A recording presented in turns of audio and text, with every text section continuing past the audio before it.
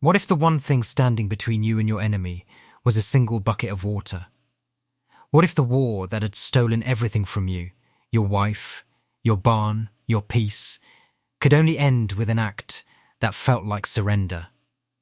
This is the story of a man who learned that the bravest thing you can do isn't pick up a weapon. It's put one down. The sun beat mercilessly over the high desert plains of New Mexico, baking the land into hard, cracked earth that shimmered with heat. The wind carried dust like memories, bitter, restless, and old. It whispered across the lonely ranch that belonged to a man named Elias Boone, a poor rancher who had once been a soldier and who now carried scars that didn't show on his skin. His cattle were thin, his barn half collapsed, and his well, the only deep one in 30 miles, was the heartbeat of his survival. For months, he'd been living with the war still echoing in his head. Not the one fought with rifles, but the one fought in silence afterward, man against memory. The Apache Wars had ended officially, but peace didn't come just because men stopped shooting. Hatred lived longer than treaties, and in those empty plains, the smallest spark could still set the world on fire again. That morning, Elias stood at the well, lowering his bucket into the dark throat of the earth. The rope creaked, the bucket splashed, and he felt the tug of water far below. The one thing that still answered him. As he pulled it up, sweat rolling down his neck, he heard it. The faint rhythm of hooves on hard ground. Slow. Deliberate. And many. He froze, his weathered hands tightening on the rope. When he looked toward the horizon, he saw them, a long line of riders cresting the ridge, their silhouettes framed against the blinding glare of the sun. The sight made his chest tighten. Apaches.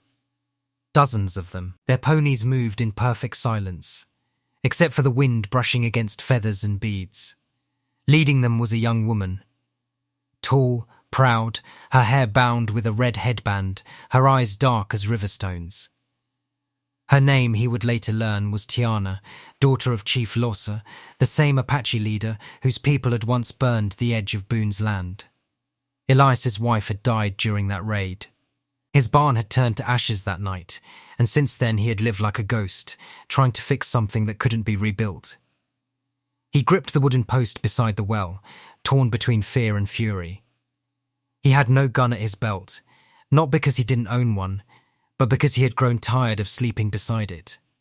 He waited, watching as the riders approached and dismounted in a cloud of dust. Tiana walked forward, the others standing behind her like a living wall of silence. "You are Elias Boone," she said in broken English, her tone flat, almost testing. Elias nodded slowly, his throat dry as the dust around them. "That's right," he said, eyes narrow. "You're on my land." Tiana looked past him to the well. "Your land," she repeated softly, as if tasting the word. "The earth does not belong to one man." Elias wanted to argue, but something in her voice stopped him. There was no arrogance there, no threat, only weariness, as if she too had lost too much to care about ownership anymore. She gestured to her people behind her. "We need water. Our horses. Our children dying." He stared at her. It was the first time an Apache had come to him without a weapon drawn. He could see the dust on their faces, the cracked lips of their warriors. Even the horses' eyes looked dull and desperate. And then, something human stirred inside him, a feeling he had long buried under grief and anger. But still, memory fought back. He could hear the screams from that night years ago. See the fire dancing on his roof, smell the smoke. His hands trembled slightly. He turned his gaze to the bucket, heavy with water. The wind moaned softly between the posts. Every nerve in him screamed that this was a trap, that the moment he turned his back, they would cut him down. Yet when he looked at Tiana again, he saw not an enemy, but a reflection of his own exhaustion. Someone just trying to survive in a world that had taken everything from them. He took a long breath. "You can water your horses here," he said quietly, "and take what you need." The words felt like blood leaving his body. The Apache warriors shifted, surprised. Tiana blinked, studying him carefully. "You would give water to your enemies?" she asked. Elias looked at her steadily. "Ain't no man owns the right to die of thirst. Not even an enemy." A moment of silence stretched between them, long enough for the wind to change direction. Then she nodded once, a gesture of respect deeper than any spoken word. She turned to her warriors and spoke something in Apache. Slowly, they led their horses forward to the well, cupping hands to lift water to dry lips. Elias stepped back and watched them drink. His heart pounded. Every instinct told him this act would come back to haunt him. But as the water splashed and real laughter rose, like a miracle after years of silence, he felt something loosen in his chest. Something that had been locked tight for a very long time. When Tiana's turn came, she filled a small leather flask and poured a little onto the ground before drinking. "For the earth," she said quietly. "She gives to all." That night, Elias couldn't sleep. The Apaches had camped near his ranch, at a respectful distance. Their fires flickered like stars fallen to the dust. He sat by his window, staring at the light, wondering what his wife would have said, whether she would have called him a fool, or finally recognized the man she'd married. By dawn, he walked out again. The camp was breaking down, warriors mounting up, children gathering their things. Tiana approached him one final time. "My father," she said, "will hear of this. He will say you are either the bravest man or the most foolish." Elias chuckled softly. "I've been called worse." She smiled, faintly. "You have changed something today." He didn't fully understand it then.